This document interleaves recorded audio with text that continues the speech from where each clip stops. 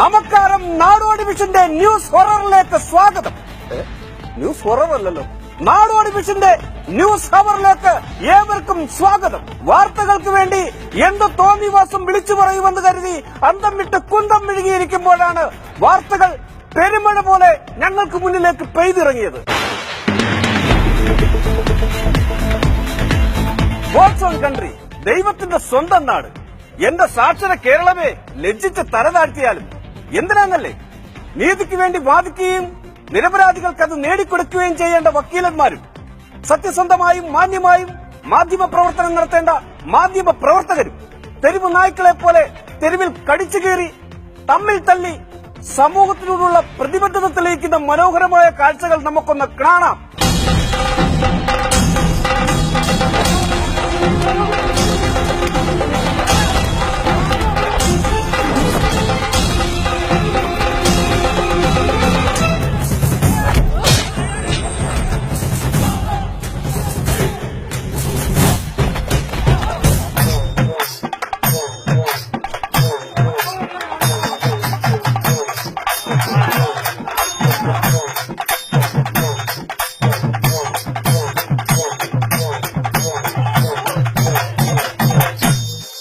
ആ അംഗം നടക്കുന്ന അടിപ്പറമ്പിൽ നിന്നും ഞങ്ങളുടെ പ്രതിനിധി ഉണ്ണിലാലിന്റെ റിപ്പോർട്ടിലേക്ക്.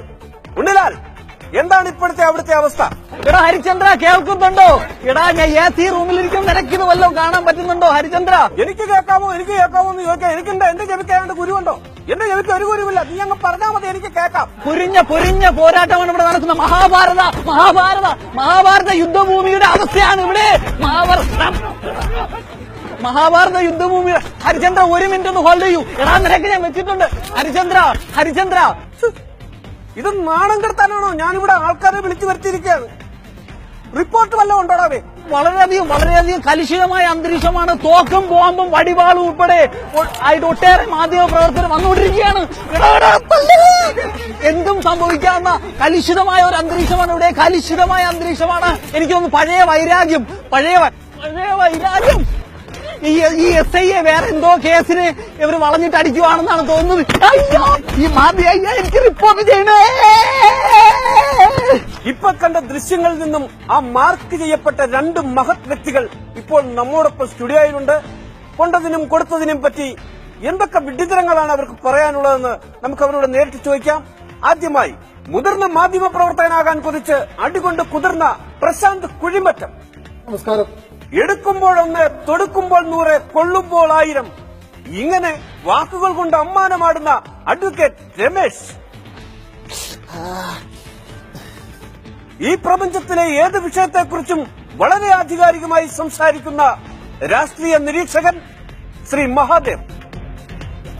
നമസ്കാരം. എല്ലാവർക്കും ഈ ചർച്ചയിലേക്ക് സ്വാഗതം. ആദ്യമായി പ്രശാന്ത് കുഴിമറ്റത്തിലേക്ക് പറയൂ, എന്താണ് സത്യത്തിൽ സംഭവിച്ചത്? പ്രിയ മാധ്യമ സുഹൃത്തു കൂടിയായ ഹരിചന്ദ്രൻ, നമ്മള് മാധ്യമങ്ങളുടെ ഒരു ധർമ്മം എന്ന് പറയുന്നത് അറിയാമല്ലോ. നമ്മള് ജനങ്ങളിലേക്ക് സത്യങ്ങൾ എത്തിക്കുക എന്നുള്ള ഒരു ഉദ്യമം മാത്രമാണ് നമുക്കുള്ളത്. അങ്ങനെ ഒരു സത്യം അറിയിക്കുക എന്നുള്ളൊരു ഉദ്യമത്തോടു കൂടിയാണ് ഞങ്ങൾ കോടതി വരാന്തയിലേക്ക് കയറാൻ ശ്രമം നടത്തിയത്. അപ്പോഴാണ് ഈ പറയുന്ന പ്രശ്നങ്ങളൊക്കെ സംഭവിച്ചത്. എന്ത് സത്യമാണ് നിങ്ങൾ നടത്തിയെന്നും കൂടെ ഒന്ന് വ്യക്തമാക്കിയാൽ കൊള്ളാം. നിങ്ങൾ എന്ത് സത്യം നടത്തിയെന്നാ പറയുന്നത്? മനസ്സിലായില്ല. ആടിനെ പട്ടിയാക്കുന്നതാണോ നിങ്ങളുടെ സത്യം? ആടിനെ പട്ടിയാക്കോ? അതെങ്ങനെ? അതൊരു മേക്കപ്പ് വിചാരിച്ച് നടക്കാം. ഞാനൊരു ആധികാരികമായിട്ട് ഇതിനെക്കുറിച്ച് പറഞ്ഞതേ ഉള്ളൂ. ഇദ്ദേഹം ഇപ്പോൾ കാണിക്കുന്ന ഈ ഒരു ആവേശം എന്ന് പറയുന്നത്, ഈ ഉള്ളത് പറയുമ്പോൾ കള്ളിക്ക് തുള്ളല് എന്നൊരു പഴഞ്ചൊല്ല് കേട്ടിട്ടുണ്ടാവും. അതിടയ്ക്ക് കൊണ്ടുപോകുന്നത് ആ ഒരു പഴഞ്ചൊല്ലിന്റെ ഭാഗമായിട്ട് നടക്കുന്ന ഒരു കാര്യമാണ്. പ്രസാദ്, ഞാനൊരു കാര്യം ചോദിച്ചോട്ടെ, നിങ്ങൾ ഇവിടെ പഴഞ്ചൊല്ല് പറയാൻ വന്നതാണോ അതോ അവിടെ അടഞ്ഞടന്നതിന്റെ സംഭവങ്ങളെ കുറിച്ച് വ്യക്തമാക്കാൻ വന്നതാണോ? ആടിനെ പട്ടിയാക്കുന്നു, കള്ളനെ കൊണ്ട് തുള്ളിക്കുന്നു, ജനങ്ങൾക്ക് ഇതൊന്നും അറിയേണ്ട കേസല്ല. നിങ്ങൾ സത്യം പറയൂ. സത്യത്തിൽ നിങ്ങൾക്കറിയാമോ, ഒരു ബിയർ കുപ്പിക്കാണ് ഇന്ന് ഒരു അഭിഭാഷക സുഹൃത്ത്, ഇവിടെ ഇരിക്കുന്ന അഭിഭാഷക സുഹൃത്ത് എന്റെ തലക്കടിച്ചത്. വളരെ പ്രധാനപ്പെട്ട ഒരു വിവരമാണ് ഇപ്പോൾ നമുക്ക് കിട്ടിയിരിക്കുന്നത്. അതിന് തീർച്ചയായിട്ടും അഡ്വക്കേറ്റ് രമേശ് അതിന് മറുപടി പറയേണ്ടതായിട്ടുണ്ട്. കാരണം ഈ ബിയർ കുപ്പി കോടതി വളപ്പിലേക്ക് ആര് കടത്തിക്കൊണ്ടുവന്നു ഹരിചന്ദ്ര, ഞാൻ അതിന് മറുപടി പറയാം. ഹരിചന്ദ്ര, എല്ലാവർക്കും അറിയാവുന്ന കാര്യമാണ്. ഒരു 2.5 മാസക്കാലമാണല്ലോ കേരളത്തിൽ മഴ പെയ്തിട്ട്. അതെ, ഈ 2.5 മാസക്കാലം മുമ്പ് കേരളത്തിൽ ഏതാണ്ട് 42 ഡിഗ്രി വരെ ചൂട് വന്നു. ആ ചൂടിൽ നിന്ന് സംരക്ഷണത്തിന് വേണ്ടി ഞങ്ങൾ കോടതി വളപ്പിൽ ഒരു ബിയർ കഴിച്ചത് തെറ്റാണോ? അഭിഭാഷക സുഹൃത്തെ, ഇതിൽ നിന്ന് മനസ്സിലാകുന്നത് ഒരേ ഒരു കാര്യമേ ഉള്ളൂ. എന്താണ്? നിങ്ങൾക്കെങ്ങനെ സാധാരണക്കാരന് നീതി നടപ്പാക്കി കൊടുക്കാൻ സാധിക്കും? നമ്മുടെ ചർച്ച എന്താണ്? നിങ്ങൾ ചർച്ച ചെയ്യുന്ന വഴിവിട്ട് പോകാതെ നമ്മൾ തമ്മിലുള്ള ഒരു പ്രശ്നങ്ങളാണ് ചർച്ച. നിങ്ങൾ കാണിക്കുന്ന സ്വഭാവ ദൂഷ്യങ്ങൾ വ്യക്തമല്ലേ? എന്ത് സ്വഭാവ ദൂഷ്യം? ഇങ്ങനെയാണോ നിങ്ങൾ ഒരു സമരമുഖത്തെ നേരിടേണ്ടത്? ഇങ്ങനെയാണോ ഒരു മാധ്യമത്തെ നേരിടേണ്ടത്? ഇങ്ങനെയാണോ ഒരു മാധ്യമ പ്രവർത്തകൻ ഉത്തരം മുട്ടുമ്പോ കൊഞ്ഞനം കുത്തി കാണിക്കുന്ന ഒരു അവസ്ഥയിലോട്ട് മാറിയിരിക്കുകയാണ്? എപ്പോ? ഞാൻ കാണിച്ചില്ല, സോറി, ഞാൻ കാണിച്ചിട്ടില്ല, ഞാൻ കൊഞ്ഞനം കാണിച്ചിട്ടില്ല. മിസ്റ്റർ രമേശ്, ഞാൻ കൊഞ്ഞനം കുത്തിയിട്ടില്ല. വക്കീല് രമേശേ, ഒരു കാര്യം ഞാൻ ചോദിക്കട്ടെ. ആ. ഇത് കോടതി വളപ്പിൽ മദ്യം അല്ലെങ്കിൽ ബിയർ, ഇത് എന്തിനു നിങ്ങൾ അവിടെ ഇത് ചെയ്തു? ഇത് ഗൗരവതരമായ ഒരു വിഷയമല്ലേ? ഹരിചന്ദ്രൻ രമേശനോട് എനിക്കിപ്പോ ഒരു കാര്യം പറയാനുള്ളത്, എന്താണ്? നിങ്ങൾ രണ്ടുപേരും മാധ്യമ പ്രവർത്തകരാണ്, നിങ്ങൾ ചാനൽ നടത്തുന്നവർ, ചാനലിന്റെ ഒരു വക്താക്കളാണ്. അല്ല, അപ്പൊ നിങ്ങൾ ഞങ്ങളെ തള്ളിപ്പറയാനേ നോക്കുള്ളൂ. നിങ്ങൾ രണ്ടുപേരും സൈഡ് ചേർന്ന് തള്ളിപ്പറയാനാണെങ്കിൽ നമുക്ക് ഈ ചർച്ച ഇവിടെ അവസാനിപ്പിക്കാം. ഒരിക്കലുമല്ല രമേശ്, ഞാൻ സത്യസന്ധമായി ചാനൽ നടത്തുന്ന ഒരു വ്യക്തിയാണ്. അതുകൊണ്ട് ഞാൻ വസ്തുനിഷ്ഠമായിട്ട് ഞാൻ ഈ കേസിൽ ഇടപെടുകയുള്ളൂ. ഓക്കെ, ഒരു മിനിറ്റ്, ഞാൻ മറ്റുള്ള ആൾക്കാർ നിങ്ങൾക്ക് അവസരം ഞാൻ തിരിച്ചു വരാം. മഹാദേവൻ സാർ, നിങ്ങൾ ഉറങ്ങുകയാണോ? മഹാദേവൻ സാർ ഉണർന്നാലും, പതുക്കെ ഉണർന്നാലും. ഹരിചന്ദ്ര, ഇവിടെ ചർച്ചയാണോ നടക്കുന്ന ഹിപ്നോട്ടിസം ആണോ? അല്ല, അദ്ദേഹം ഉറങ്ങുകയാണ്. ഉണർന്നവരൊക്കെ പിടിച്ചിരുത്തുന്നത്. മഹാദേവൻ സാർ, ഈ വിഷയത്തെക്കുറിച്ച് സാറിന്റെ വിലയേറിയ അഭിപ്രായം എന്താണ്? അതെ, ശരിക്കും പറഞ്ഞാൽ വക്കീലന്മാര് സമൂഹത്തിന് ആവശ്യമാണ്, പത്രപ്രവർത്തകരും സമൂഹത്തിന് ആവശ്യമാണ്. എന്നാൽ തെരുവിൽ കിടന്ന് അടി മേടിക്കുകയും അടി കൊടുക്കുകയും ചെയ്യുന്ന രാഷ്ട്രീയക്കാരാ. ഇവർ രണ്ടുപേരും കടത്തിവിട്ടിരിക്കുന്നു ഈ വർഗങ്ങൾ. ഇപ്പോൾ എനിക്ക് പറയാനുള്ളത്, വക്കീൽ പറഞ്ഞതും ശരിയുണ്ട്, മാധ്യമപ്രവർത്തകൻ പറഞ്ഞതിനകത്തും ശരിയുണ്ട്. ഭയങ്കരമായിപ്പോയി. ഇത് പറയാനാണോ ഇങ്ങോട്ട് വിളിപ്പിച്ചത്? ഹരിചന്ദ്രൻ, എനിക്ക് പറയാനുള്ളത് നിങ്ങൾ കേൾക്കണം. എന്റെ ഈ തലയിലെ മുറിവിനെ കുറിച്ചാണ്. ഏകദേശം 1.5 സ്റ്റിച്ചോളം വരും എന്റെ ഈ തലയിലെ മുറിവ്. നിങ്ങൾക്കറിയോ ഇത് അവർ ഏത് വകുപ്പിൽ പെടുത്തും എന്ന് എനിക്കൊന്നറിയാം. അപ്പൊ തന്നെ ഒരു കാര്യം മനസ്സിലായില്ലേ? ചെറിയൊരു മുറിവിന് കെട്ടിയിരിക്കുന്ന വലിയൊരു കെട്ട്. അപ്പൊ തന്നെ നമുക്കൊരു കാര്യം മനസ്സിലാക്കാം, എന്ത് ചെറിയ കാര്യം കിട്ടിയാലും ഇവരത് പെരുപ്പിച്ച് കാണിക്കുമെന്ന്. ഞങ്ങൾക്കത് പെരുപ്പിച്ച് കാണിക്കണം സുഹൃത്തെ. ഒന്ന് നിർത്തണം സുഹൃത്തെ, പ്ലീസ്. നിങ്ങൾ തമ്മിലുള്ള ഈ അടിപിടിയുടെ സ്കോർ നിലവാരം ഒന്ന് കണ്ടിട്ട് നമുക്ക് തിരിച്ചു വരാം. ഇവിടെ മാധ്യമ പ്രവർത്തകരും വക്കീലന്മാരും തമ്മിലുള്ള അധികം കലാശവുമാണ് ഇവിടെ നടന്നുകൊണ്ടിരിക്കുന്നത്.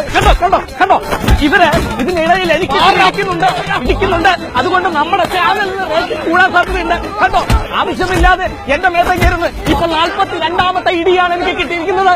നമ്മുടെ ചാനല് ഈ ഇടിയെല്ലാം വാങ്ങിച്ച് നമ്മുടെ ചാനലിൽ ഞാൻ റേറ്റിംഗിൽ വരണം, അതിനു വേണ്ടിയിട്ടാണ് ഇത് റിപ്പോർട്ട് ചെയ്യുന്നത്. Thank you. വീണ്ടും രണ്ടെണ്ണം തരൂ. എങ്ങനെ പോയാൽ ശരിയാണ്. ഇപ്പൊ റേറ്റിംഗിൽ റേറ്റിംഗിൽ നമ്മൾ 38 കഴിഞ്ഞിരിക്കുകയാണ്. 38ആണ്. ഒരുത്തനും നമ്മളെ അങ്ങനെ അടിച്ചാൽ ഒരാള് പോലും എന്നെ അടിക്കുന്നില്ല രാജേഷ്. അതെങ്കിൽ ഞാനൊരു സ്ത്രീ ആയതുകൊണ്ടായിരിക്കാം. അത് മാത്രമല്ല രാജേഷ്, ഇവിടെ മൊത്തം പുരുഷ വക്കീലന്മാർ മാത്രമേ ഉള്ളൂ. ഒരു വനിതാ വക്കീലിനെ പോലും കാണാൻ സാധിക്കുന്നില്ല. 42 അടിയാണ് കിട്ടിക്കഴിഞ്ഞത്. ഇപ്പൊ ഇവർ ചന്തക്കെട്ട് ചവിട്ടിയിരിക്കുകയാണ്. 49. നമ്മുടെ ചാനലിന് വേണ്ടി ഞാൻ ഈ മാസം ഇടികൊള്ളുകയാണ്. നമ്മുടെ ചാനൽ റേറ്റിംഗ് കൂടാൻ വേണ്ടിയിട്ട് ഇപ്പോൾ നമ്മൾ 52 ഇടിയും 4 തന്തയ്ക്ക് വിളിയും 1 തള്ളയ്ക്ക് വിളിയും. എന്റെ പ്രതീക്ഷകൾ മൊത്തം അസ്തമിച്ചുകൊണ്ടിരിക്കുകയാണ്. പക്ഷേ എന്റെ പ്രതീക്ഷകൾ അസ്തമിച്ചിട്ടില്ല. ഇതല്ല ഒരു മനസ്സിലാക്കി എന്റെ കൈകൊണ്ട് വന്നിട്ടുണ്ട്. രാജേഷ്, നമ്മുടെ സ്കോർ വളരെയധികം ഉയർത്താൻ മുഖം നോക്കിയുള്ള അടിയെ കിട്ടി. നമ്മളിപ്പോ മറ്റുള്ള ചാനലിനേക്കാളും മുൻപന്തിയിലേക്ക് കയറി. ആ സ്ത്രീ എന്നെ അടിക്കുക മാത്രമല്ല എന്റെ കൈ കെട്ടി കടിക്കുക കൂടെ സെൽഫിയാണ് ചേട്ടാ.